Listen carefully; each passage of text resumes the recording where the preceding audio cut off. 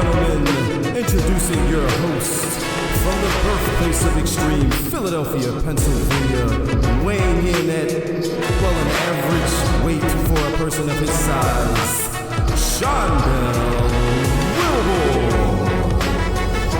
Hey. Ladies and gentlemen, welcome back to another episode of the Variable Booking Podcast, Wrestling Podcast. My name is Del. That is Devin. How are we doing? Doing great. Hanging in there. Hanging in there. Yeah, things are okay. It was not a bad week.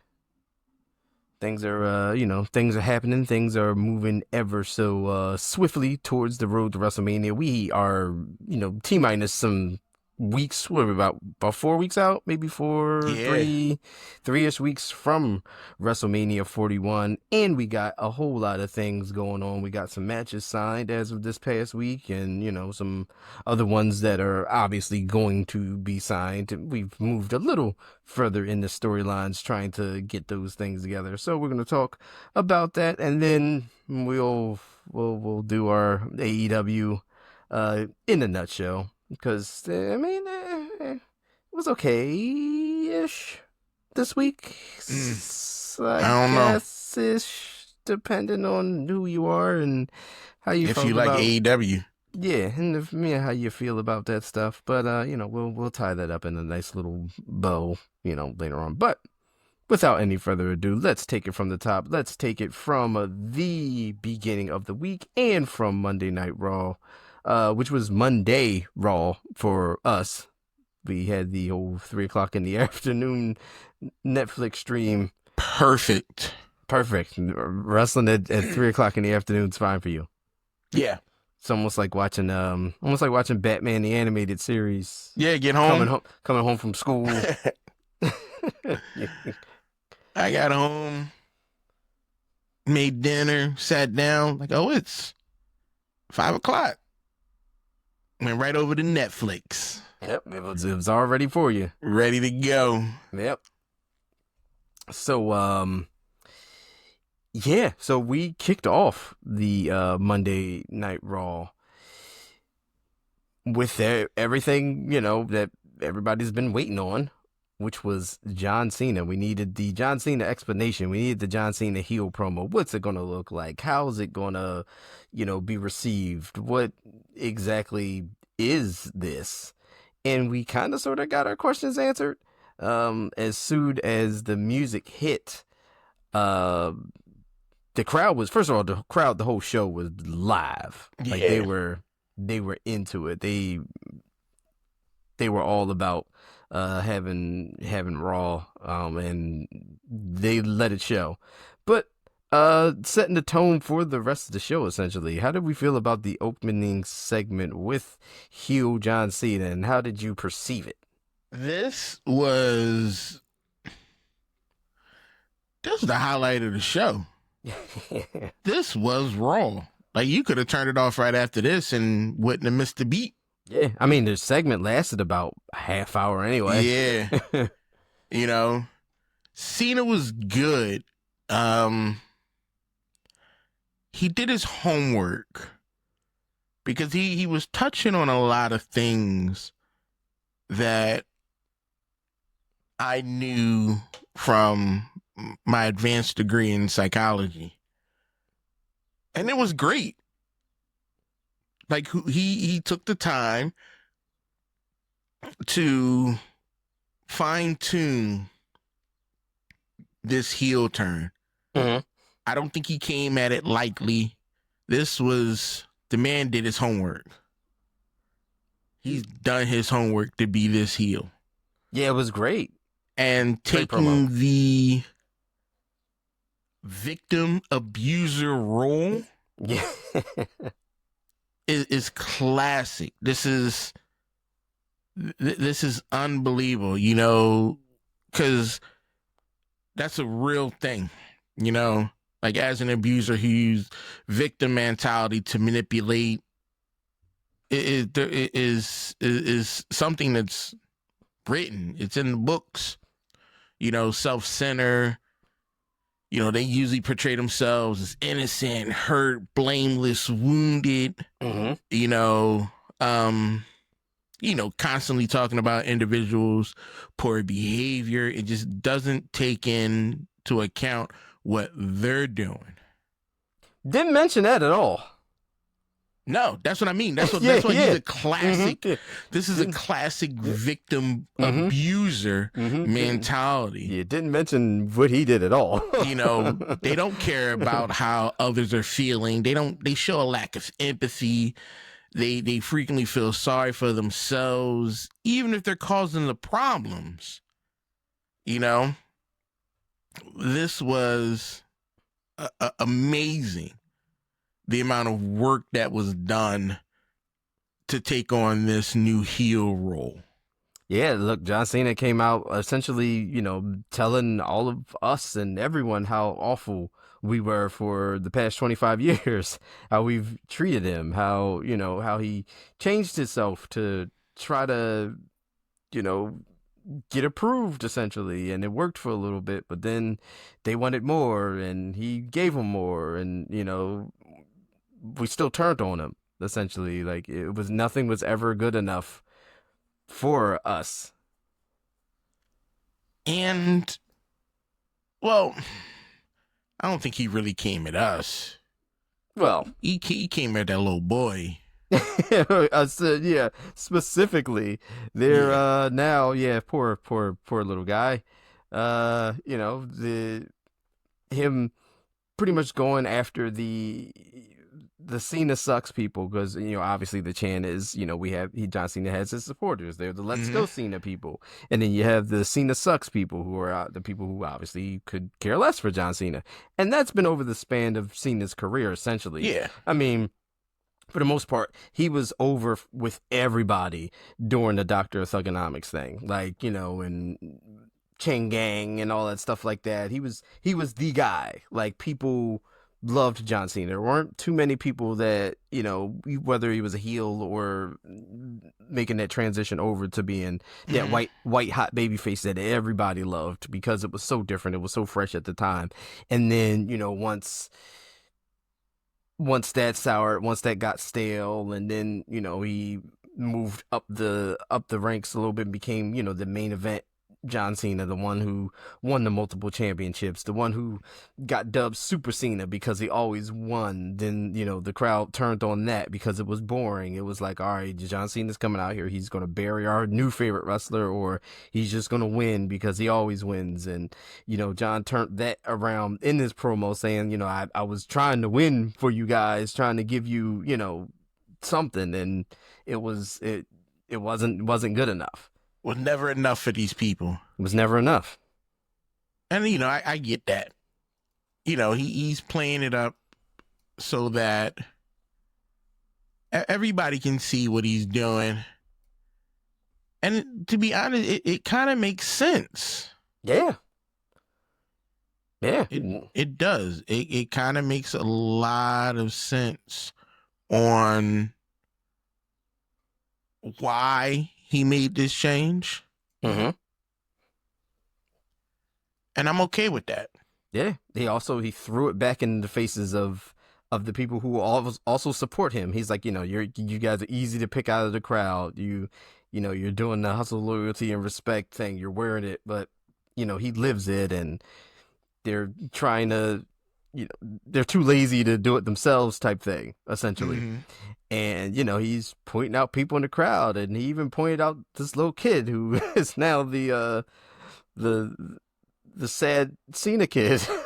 Yeah, that's horrific. Don't do that to that little boy. He's all awful people. Like, awful is what he called everyone. He said, you guys are all awful people. And, F that kid, yo. Like, there's clips of that little boy actually crying. 'Cause Cena said, yo, this, the kid is awful. It was an awful toxic relationship, and John Cena is breaking up with everyone. And I think it works well. I just want to know what's going to happen with the Make-A-Wish. Is he going to do Make-A-Wish stuff? He shouldn't. I wouldn't either. I definitely wouldn't. You got to lean into this. Yeah, keep it toxic. Yeah. Yeah. You got to figure, once he retires, obviously, and he retires the hero, which we're assuming is going to happen at the end, then we can, we can make wishes. Sure. Is he gonna now? How would he retire the hero? We got months to. Are we got months doing to turn a this rock around. flip? At some point, it's gotta come back around. He's not going out the heel. Yeah. It's something. Have him flip on the rock and side with Cody. Something closer to.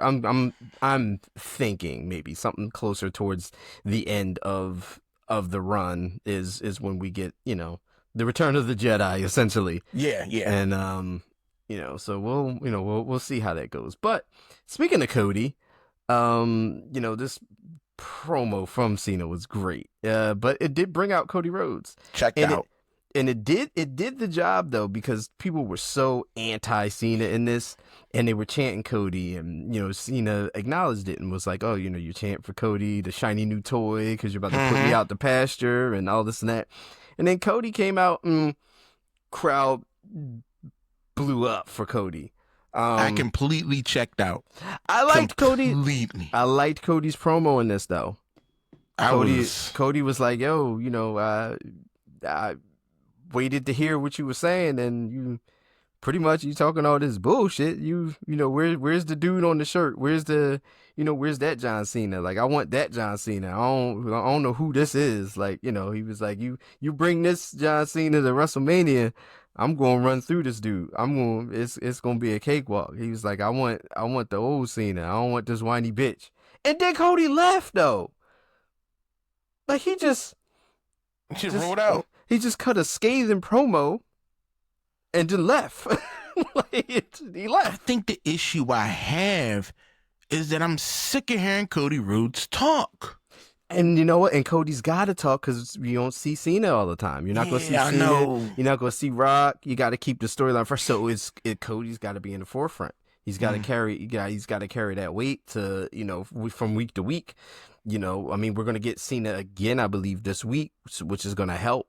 Matters, getting that one-on-one, trying to, paint more of a broader picture before WrestleMania. But, for those couple of weeks after Elimination Chamber, it was just Cody. Cody had to come out, talk on Raw. Cody had to come out and talk on SmackDown, because wasn't nobody there to get in a confrontation or get into a back and forth promo with.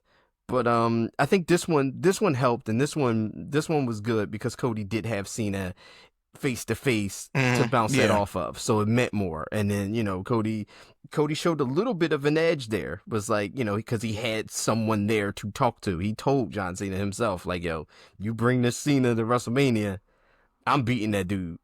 So what you gonna do?" And then he left. he just walked off. He was done with it. Yeah, he just walked off. It was a good promo. Yeah, I'm hoping you're right. Maybe more interactions between them will make me I care about what's going to happen. I'm invested in what's going on moving forward, but I'm looking to see more action. Y'all having all this conversation. Yeah, like where's the physicality going to come in? Essentially, yeah. And I mean, I'm predicting there's going to be something. Maybe even happens, as we record on Sunday. Maybe it happens tomorrow on Raw. Who knows? But yeah, no, this was a really good opening segment. And another thing taken from what I really liked about everything, like John Cena even talked about like how, essentially him doing something different with this heel turn would be rewarding fans, giving them something different. And he was like, you don't deserve that. You don't get nothing. Yeah, you don't get no music. Yeah, you don't get no new music. You don't get no new, no new ring gear. You don't get none of that. You get nothing. You don't deserve that. You don't deserve nothing. And I was like, yo, that's perfect. Like that's absolutely great heel work. Like, like everybody's claiming, like because people the whole time were like, oh, when Cena comes out, or John Cena's advertised for this show, like, is this gonna be, we're gonna get the music, we're gonna get the new, is Cena coming out in a suit, is Cena coming out, what is he gonna be wearing? Nope, he just came out regular John Cena. He's like, you don't get nothing new, you don't deserve that, you get nothing. Straight, you get nothing, which was great. Like it was really good. It was a really, really good opening segment. Like I said, the crowd definitely made it better because the crowd was, they were all into this. They were chanting hard. They were all into this. Ooh. So that was the opening segment on Raw, and essentially, like you said, this kind of was Raw. This was it for the most part. I mean, real quick, is there any other standouts that happened on Raw? I don't know. Like you had to know who's barred with Ludwig and Penta. Yeah. Just give Penta the belt from Braun Breaker and with all this middle stuff. Yeah. That would be, yeah. Just give Penta the Intercontinental title. That'd be nice. The dumbest thing is when we had Rhea putting herself in the signing the contract. I thought that was dumb. Yeah, so we had the contract signing between Io and Bianca Belair, and yeah, like Rhea came out. So I'm like, all right, well, they're signing the contract, so this should be it. Like, how are we gonna do the triple threat thing? And then Rhea comes out, pretty much trashes both of them, and then signs her name on the contract. I'm guessing this is going to effectively make it the triple threat match. Once Adam Pearce goes, all right, well, you guys are just not going to stop. Let's just make it happen. Yeah, and let's just put all three of you together. I'm kind of over Rhea Ripley right now. Okay. The hype was there. I was on board and stuff like that. And then she kind of lost steam for me after she got injured. Okay. And she was gone for a while. Mm-hmm. Then came back and got her face busted in. Mm-hmm. Gone for a little bit more. So kind of like I guess that's a real thing. If fans don't see you, they kind of lose interest. Mm-hmm. And right now, I'm not seeing the hype between Rhea and anybody. Okay, that's fair. That's just it. Like, I don't need her in this match. I would have liked her going against somebody else. Okay, like another one-on-one match. With another one-on-one match. Pick a fight with another heavy hitter. You've done you've done the Nia Jax thing. I know this ain't Jade's show, but why can't we have a little crossover beef? Yeah, I mean, Jade's busy with the Naomi stuff, but it's not even that a big deal. Yeah. We'll get to that show because that hurt me too. Yeah. But like that's I'm just hoping that this isn't going to be a bust at WrestleMania. They've had a lot of good WrestleManias since I've been, well, not a lot. There's only been 2 that I've seen since I got back into wrestling. They both been great. Yeah. I feel like the triple threat match will be good though. I feel like all 3 of them will at least, I feel like it'll be okay. It should be, where's the cage at? That's what you need. Give a triple threat match. Pull the cage down. Need a WrestleMania cage match? Yeah. For the title. Yeah, we haven't gotten a WrestleMania cage match for, WrestleMania triple threat cage match. It could, Or no DQ false count anywhere. Don't just have these 3 women in this ring. Or maybe they lean into the fact that, the triple threat match is no DQ, and we do get like something extra. Like we get like, maybe we get some weapons. Who knows? Hopefully. I mean, they do seem to be, using a lot of, objects. They're using the backstage. Like they can't seem to be, contained a whole lot. They're fighting and doing all. Can we get a tables, ladders, and chairs match? Come on. trying to see Io jump off of something. Because she will. Yeah, she will. You know? Because she definitely will. She will jump off of something. But yeah, I mean, clearly we're going to get a triple threat match at WrestleMania here. This is one of the, pictures they were painting here with Mania, but I feel like the match will be okay. Like right now, it's not the best storyline of how we're getting here. It's just like, Rhea is mad because Bianca was cheering for Io, and then she was in the way and she lost, and she wants retribution because of that. It was back and forth between them, and the Io's like, yo, I'm the champion, like y'all need to pay more attention to me. And is it the best? No, but I feel like not at all. I feel like Not the at match all. I feel like the match will be okay though, at least. Yeah. Then we had let's see, It was Jey Uso and and Austin Theory. I mean, That was just to show that he's getting a little bit better with Gunther. that's all. That's it. They're just like, oh well, he did this against Gunther. I don't care. Yeah. I don't. He's going to be. It's set in stone that this man is going to be champion. Yeah, it's looking that way. So I'm not surprised. Like, so I'm tapped out. I just want to see the match at this point. Get the match over with. Yeah. At this point, We That's know fair. what's going to happen. yeah, that's fair. We had the LWO and American Made. Shaggy Abel.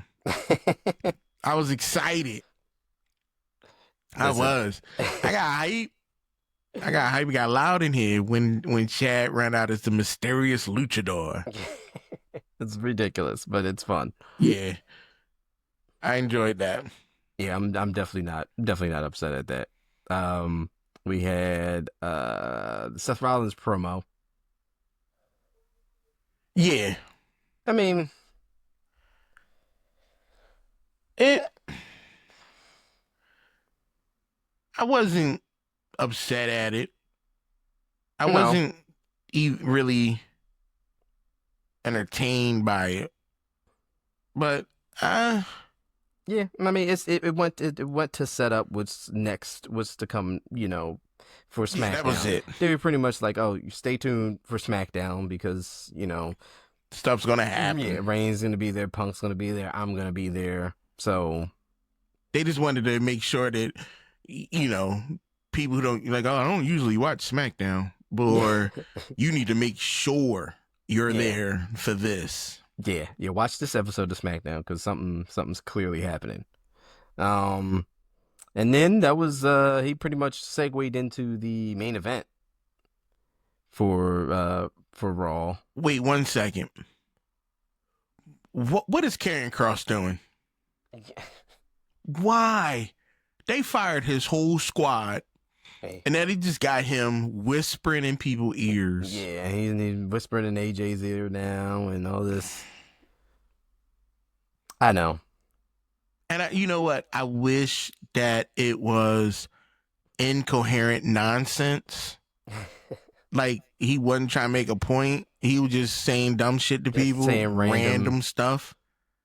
And I'd be like, you know what? I'm on board. Just confuse people and walk away, like say the most random thing. Starting trash with cats, like, oh, did you hear it? Such and such said such and such about you, said you were punk ass. And I would love that. Like, if he gonna play the devil role, just play the devil role.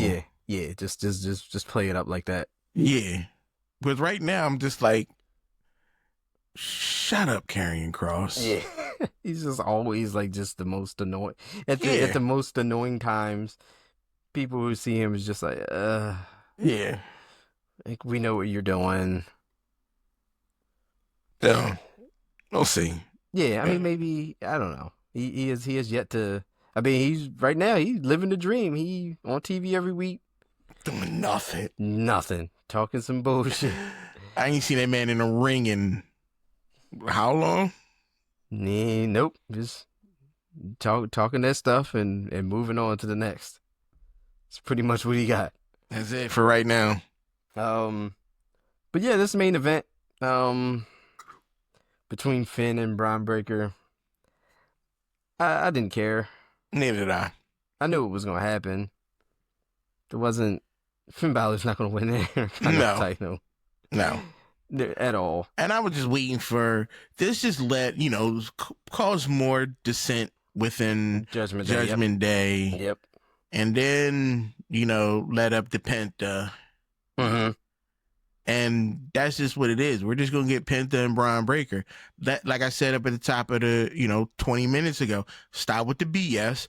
Let's give Penta the belt. Let's keep it moving. Give him the title. That's Why it. not? Why not? What are we waiting on?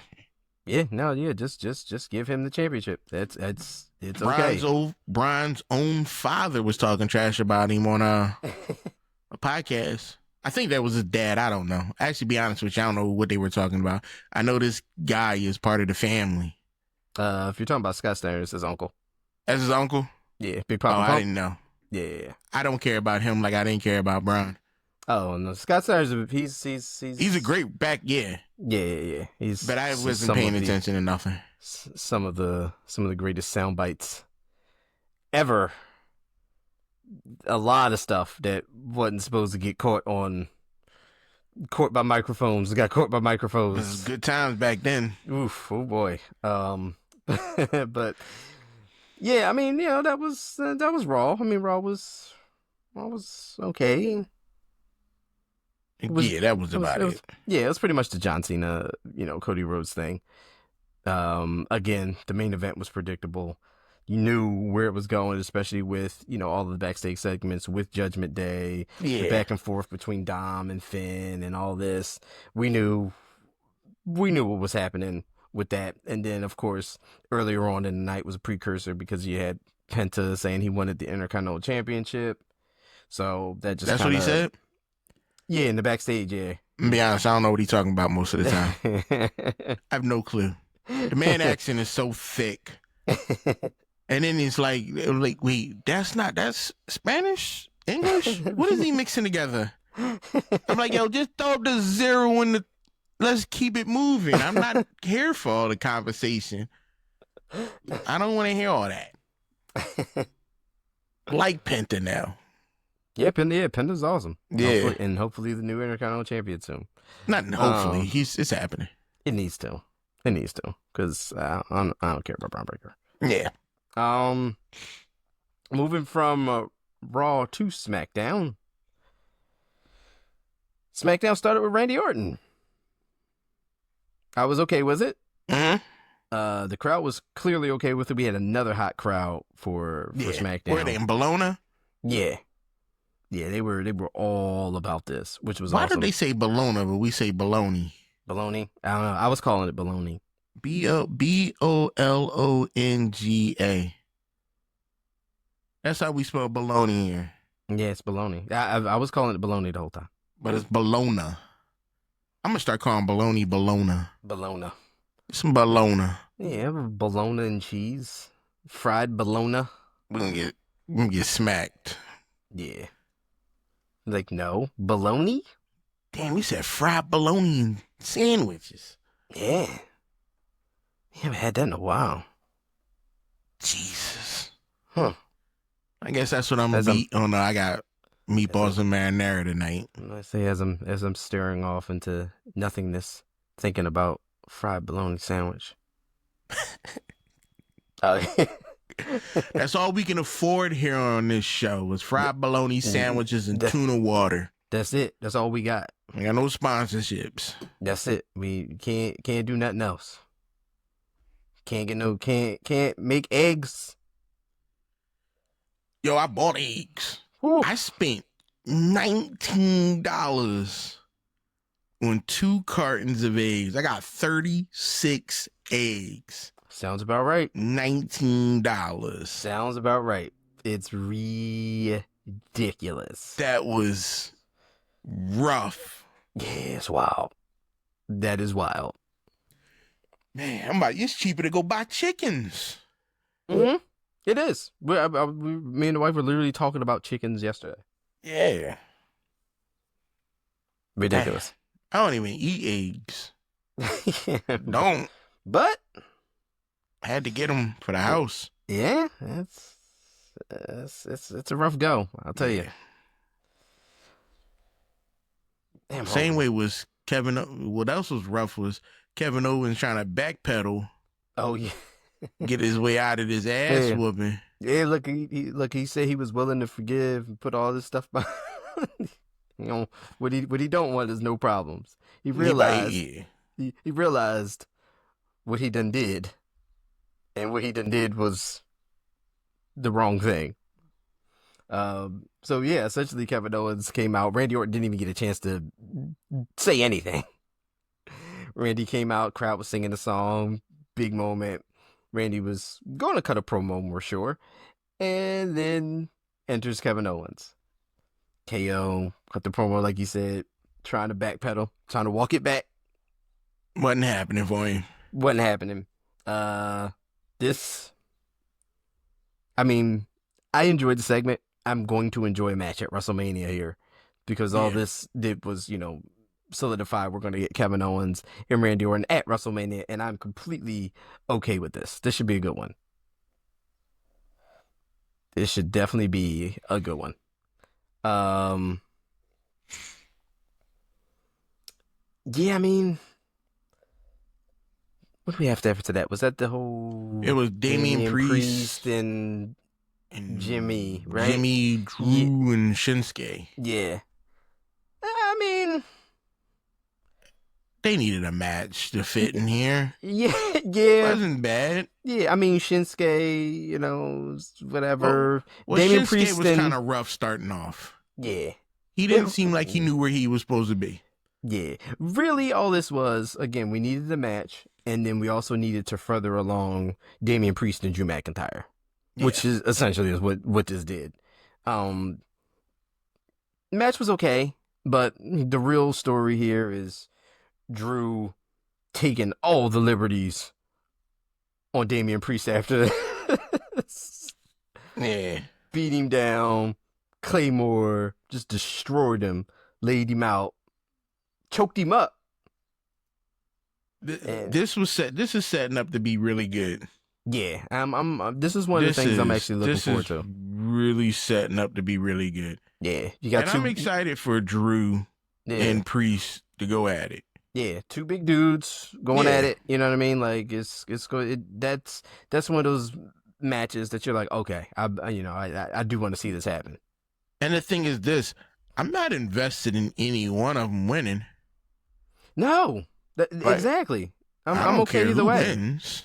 I'm okay either way. I feel like Damian Priest might need it a little bit more, just from recent. I mean, Drew McIntyre is going to be fine. I feel like Drew in a loss here is better. The thing is, Drew is used to losing. Mm-hmm, yeah, when we're used to seeing Drew McIntyre completely beat people down, tear people up, and then not winning. Yeah. So I'm not. If he loses, it's not going to take nothing away from me. It's not going to be like, oh shit, Drew just lost. No. It's going to be, oh shit, Drew lost again. Yeah. And who's he going after next, and who's he going to blame? Right. And then we can give Damian Priest more momentum moving forward after WrestleMania. Maybe we do more things with him afterwards. That's it. With a WrestleMania win. So, we'll see how. But Damian Priest and Jimmy Uso did win the match, and then that's what happened, everything with Drew attacking Priest and all that, which was, it's like, hey, Shinsuke, I don't know. Shinsuke's just hanging out at this point. Yeah, that's it. It's just hanging out right now. Then we had the Charlotte Flair, Tiffany Stratton via satellite back and forth. I mean, this was rough. We've seen a bunch of these. It's just some back and forth because, they've been beating each other to the last segment where they had the big fight. That was great. That was good. So now it's like, okay, we're going to slow this down. We're going to further this, but we're going to slow it down. We're going to separate the two, have a war words essentially. And Didn't like it. It should have been straight. Them two going at it, and that's it. Okay. That's what it should have been. All this, y'all doing some press conference. No, I didn't like any of that. Or it could have been one of those things before, like, one person says something, or like Charlotte says something, and then, Tiffany's like, oh, well, you're in the building on the other side of the thing. Let me just Yeah, get run up up on her. and, run up on her and attack her, something like that. I don't know. Something could have happened, but, we got the Like back the and forth. conversation didn't even sound natural. Yeah. And I didn't like it. It Yeah. just it didn't feel right. It felt forced. You got what's the lady's name? Charlotte. Charlotte Flair talking over people, stepping on the conversation. I mean, that's a Charlotte thing to do. Yeah, but you got Tiffy who just I think there was an audio issue. Cause they sound like there was a delay and they couldn't really hear each other. That's possible. And I think that's right. Probably might have would it messed it up for me a little bit. Cause I'm like, are y'all talking to each other or at each other? it was a little bit of both. But yeah, I mean, it's one of those things like which one of these rivalries that are heading towards WrestleMania are you going to not cool off, but which one of them you're going to preserve from week to week? So we had the big blow up last week, then we got this one, and now, so yeah, it was fine for what it was, I guess. Next up, I feel like one that you might have been invested in a little bit. How did you feel about Jacob Fatu and Braun Strowman? This was good for me. Okay. I like Braun Strowman. I like Jacob Fatu.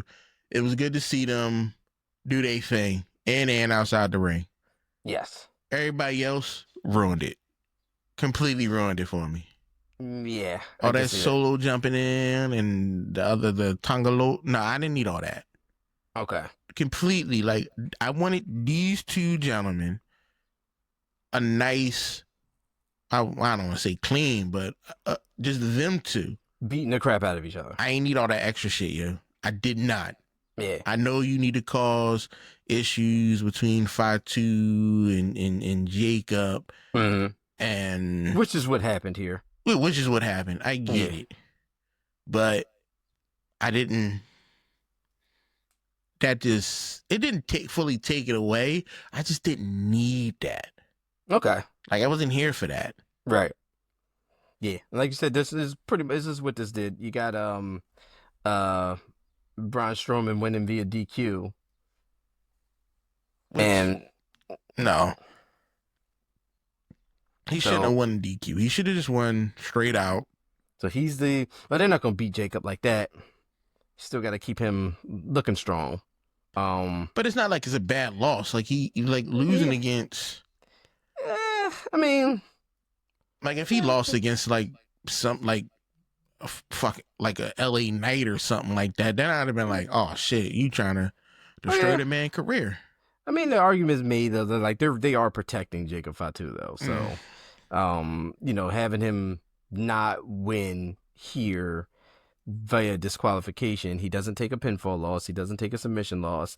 It definitely puts more emphasis on whatever strained relationship we have with Solo Sikoa at this point. Yeah. So it definitely plays into that. And, I think it worked for what it was with that one. It worked out. So Braun is the number one contender for the United States Championship. So I wonder if he's going to win it. I doubt it. Cause who's got it now? LA Knight. Mm-hmm. I don't think Braun Strowman's beating LA Knight. I don't. Why not? Like, it's LA Knight. He ain't nobody great. I wonder if this turns into like a multi-person match or something for at WrestleMania. I don't know. I don't think LA Knight should beat Braun Strowman. But to be honest, I just don't think LA Knight should be winning anything. So I'm kind of biased to the situation. That's fair. That's fair. What did we have afterwards? This was Piper and Zelina, right? Yeah. Yeah. I don't like how they doing Zelina. I mean, like, what are we doing? We hyping her up. We doing good things with her. We just get her bounced around in a ring. Yeah. Yeah. Yeah. Pretty much. I think that's where we're at right now. It's like they're trying to decide who is going to take the belt off of Chelsea. Yeah, but I don't think we should be there yet. No, not yet. No. Yeah. SummerSlam. Maybe a SummerSlam. Yeah. Then it was Jade and Liv Morgan. First off, Liv was doing too much. Like, this should have been a one-sided match to me. Okay. Yeah, okay. This should have been one-sided. And I'm like, Liv was doing all types of stuff. I'm just thinking, like, that shouldn't happen that way. Should it? But I mean, Liv is crafty. That's her thing. Yeah, that's her thing. And she's crafty, and then she just finds ways to survive when people are wrapped up in other things, which is what happened here. You got, long story short, Naomi coming out. Looking wild. Yeah. Like, you just gonna just roll around in some caution tape. Caution tape and come out in the ring. Ain't nobody tell you to don't do that. No. Like, your man wasn't like, hey, let's rethink this. Nope. No, not at all. But she costs Jade the match here. Yeah. Which was wild. I wasn't expecting Jade to take the pinfall. I wasn't either. But I also wasn't expecting Naomi to come out. Okay. I mean, I wasn't expecting her to come out, but she did. Cool. Yeah. Because this is moving things forward. Mm-hmm. Little by little. Little by little for Jade and Naomi. Next we had Street Profits. Yes. And Los Garza. Los Garza, yeah. So that was Humberto and Angel Garza. I mean, the match was good. Yeah. Match was good. I'm just waiting for Pretty Deadly to take the belts. Yeah. I mean, I want the Street Profits to have a couple more weeks. Like, a match was good. Nah, that's all right. I mean, it's been so long since they've done anything other than flip-flop back and forth. They're holding belts till somebody better get them. Yeah, look, I'm all for sign me up for a Pretty Deadly championship run. Sign me up. But I don't know. I feel like there's so much stuff with the tag team division on SmackDown. I wonder if we're going to get something that involves a whole bunch of tag teams, like almost like we did last year with the WrestleMania ladder match we had when Awesome Truth won the tag team titles. Maybe we get something like that, like a multi team. Like I said, SmackDown, their tag team division is where it's at. You got DIY, you got Pretty Deadly, you got Street Profits, you got the Machine Guns. Like it's they got a lot. Yeah, they have depth. So hopefully something happens out of that. But yeah, this was a good match with the Street Profits and Los Garza. So then we had the segment. The final segment, the one that sold the show from Seth Rollins on Monday night, pretty much. It happened how it should have happened. Yeah. Yes. Like, I didn't care what Roman had to say. I didn't care what Seth or CM Punk had to say. You wanted to see, I was waiting for the fight to break out. and guess what? The fight broke out. The fight broke out. That was it. Yeah. I'm just like, yeah, what are we doing, gentlemen? The fight broke out. Everybody wanted equal parts of everyone here, which was great. You know, I liked how, you know, they were all back and forth, you know, just, no, I want to beat up this person right now, so you get off of him, but I'm also going to punch you. Like, so it was, this is definitely, a situation where it's like, okay, triple threat match is warranted. Like, yes, this I can see as a good triple threat match. Yeah, the triple threat match is well warranted here. I can definitely see this happening. This would be fun. Yeah, you got everybody pretty much pointing at the WrestleMania sign. Like, look, I want both of y'all. Like, I just don't want to kick your ass. I want to kick your ass too. So this one is where the triple threat match is like, okay, yeah, I get this one. I'm just waiting for like Sami Zayn to introduce himself into this whole mix because he always putting his 2 cents in something. In something. And I was just sitting, I'm like, where is Sami Zayn? Like, he hasn't poked his nose in somebody else's business in a long time. Unless he sees the error of his ways and he helps Kevin Owens beat Randy Orton. Nah. No? Could he? That would be that. Yeah, Kevin Owens. Seth, not Seth. Oh, Jesus Christ! Sami Zayn should come out during the Kevin Owens and Randy Orton stuff and cause Kevin Owens to win. Have him lose, interfere accidentally, take out Kevin. Orton get the win. Or something, yeah, something to the effect. Cause I need more Sammy and Kevin beef. Okay, That was fun. Yeah, those two guys are fun together. Oh yeah, definitely. Yeah, because Kevin and Randy, I get it. Yeah, it'll be a good WrestleMania match. Yeah, but when it comes to like conversation and harassing each other, I think them two work better together. Yeah, definitely.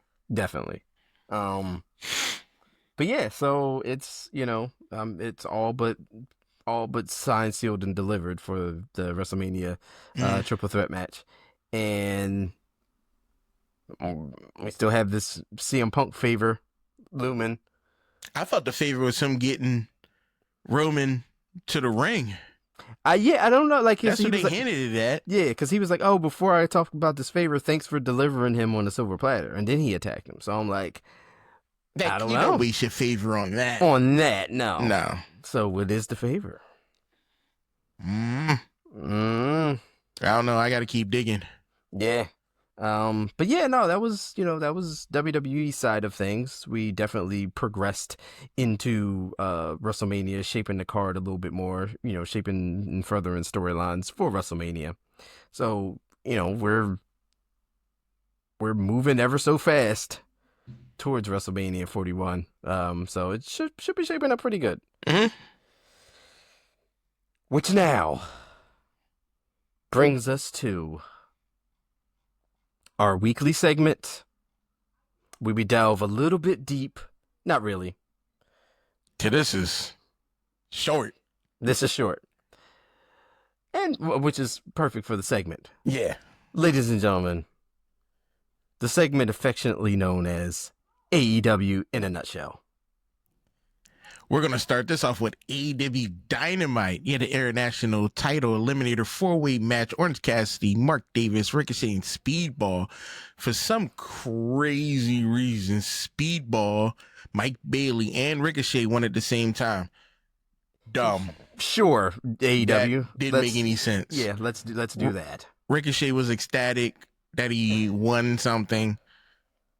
We'll see what happens moving forward. Yeah, I mean, look, sign me up for Ricochet and Mike Bailey, but yeah, that was weird. Yeah, sure. Moving into the TBS Championship, Mercedes Moné goes against Billy Starks. Billy Starks. Yeah, Mercedes won. She's 16-0. This is just what happens. This is what it is. She's just gonna be winning. Then we had the dumbest thing that ever happened in AEW, the AEW World Championship Street Fight match against Jon Moxley, defending against Coop. Oh my God. This was such a waste of time. The best part of it, when Moxley got spikes in his back and they tried to pull him out. AEW, you're not ECW. Cut this stuff out. Moxley still won. Yes. This doesn't make any sense to me. Yeah. We did all this again to only still have him win. I'm done. I'm so tapped out of this BS storyline against some overrated, one-legged old wrestler talking to you, Coop, and Moxley's overly aggressive, angry self. I can't get into this anymore.